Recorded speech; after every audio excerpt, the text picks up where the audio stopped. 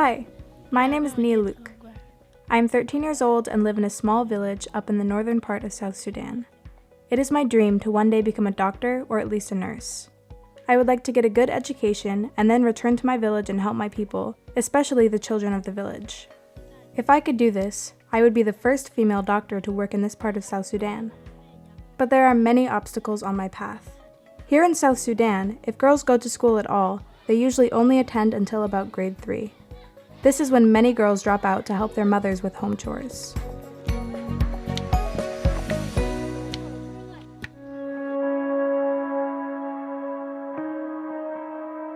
The other big problem has been the civil conflicts that we've had.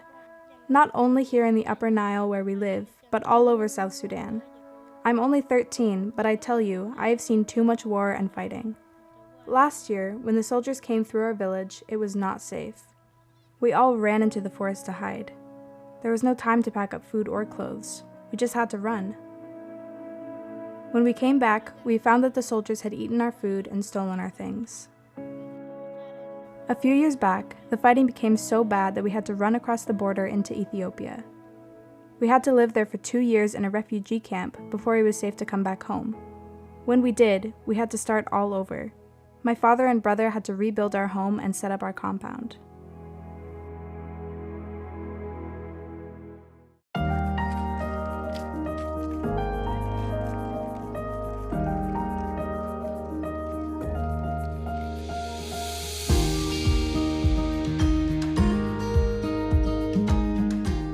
Since we have returned from the refugee camp, things have been more peaceful, and our school has opened up again. My parents have let me attend, and I am now in grade 4. I really enjoy going to school. I love everything about it. But when school is over and I return home, I still have to do a lot of work to help my parents. Would you like to see some of the things that I do every day? Follow me.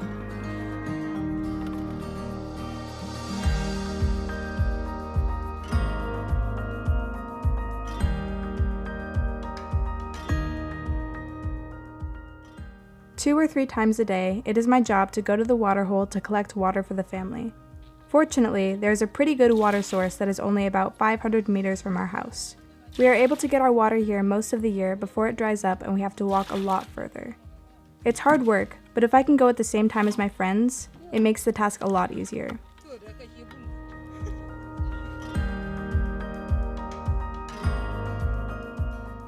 After we have brought the water home, we often head out to collect firewood.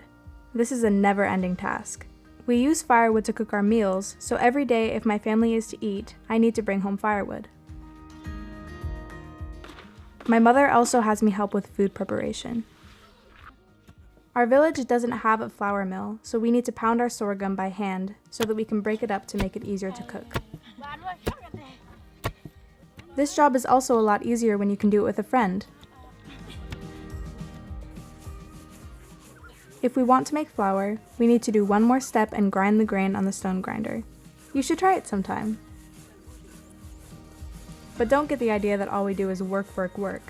We also get time to play. I like skipping the best.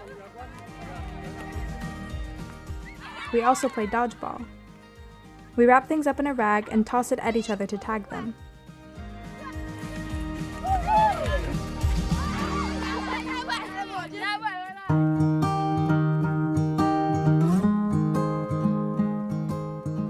Sometimes my father also puts me to work. He will have me take the family cows out to pasture to graze. Cows are very important in our culture, and this is how it's been for centuries. They not only give us all the milk we could ever want, they also act as our family savings. If there is ever any kind of emergency, we can sell a cow and use the money to pay the hospital fees. If a family needs money to send one of their kids to Ethiopia or Juba to go to school, they can sell a cow, if they are lucky enough to have a cow. Cows are also needed to pay the dowry for marriage. The price for a bride here in our village is usually about 25 cows. Without the cows, it is very hard to get married. A couple of years ago, my older sister got married when she was only 15. When she got married, my family got 25 cows. Every time I think about that, I get afraid that the same thing could happen to me. What would happen to my dream of becoming a doctor then? And so, With all of the obstacles before me, I'm not sure that I will ever be able to reach my goals.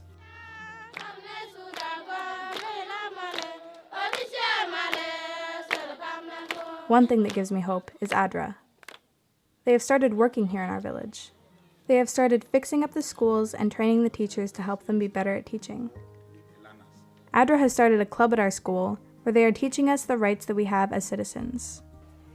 I have learned that kids have the right to food, shelter, and education. We have learned that we have the right to be protected from early marriage.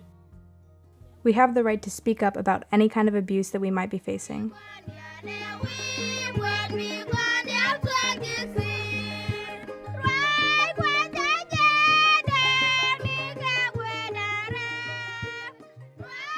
We have learned to identify feelings, and that we can talk about feelings. We have learned that it is important for children to feel safe.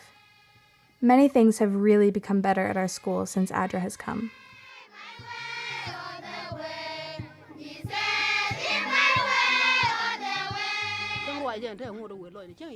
I really appreciate what ADRA has been doing here in our village to promote education. I had to drop out of school myself when I was in grade 1, and I have always been sad that the war destroyed my opportunities. ADRA has started parent-teacher groups, and we have community groups where we get together and discuss all the reasons why education is important for our children, including our girls. We have learned about the dangers of early marriage. My husband has also been attending the meetings, and together we have come to the decision that our Nayaluk needs to stay in school. All of us, including her brothers, are determined that she reach her goal of one day becoming a doctor. ADRA is a big part of our lives now. They are providing scholastic materials, hygiene kits, and sandals. Nayaluk loves going to school with her friends and loves learning.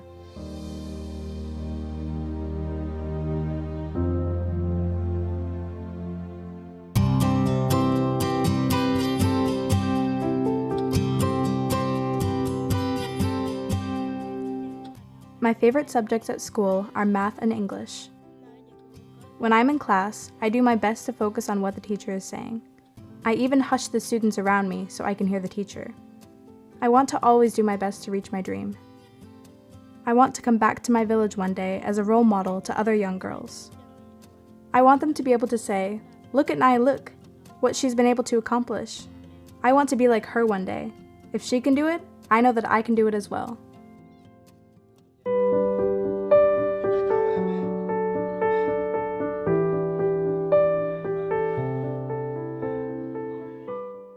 ADRA believes that every child everywhere should be in school and given opportunities to learn. This is why we cooperate with community leaders and parents to repair damaged schools or build new schools. ADRA also builds toilets and hand-washing facilities for better hygiene. ADRA provides children with learning materials like books, pens, desks, and supplies. And then, ADRA does teacher training in villages where teachers have not had good educational opportunities because of war or other difficulties.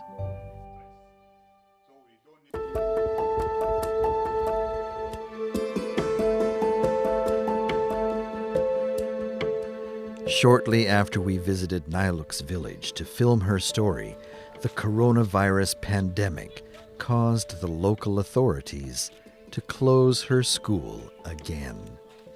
She had to stay home and now spends her day helping her parents.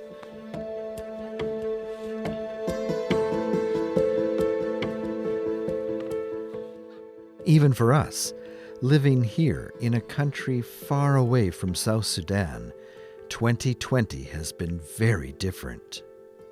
We have also experienced weeks of not going to school.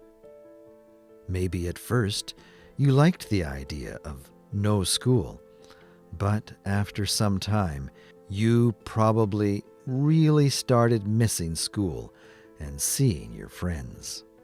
Imagine what it would be like never going back to school. I am sure many of us have given more thought about the importance of education and what it means for all of us to be with others, to learn from our friends, and to have good, educated teachers, not only computers. The work in South Sudan is continuing because of people like you. The day when school reopens, Nialuk will be one of the first in line to get back to school. I am sure.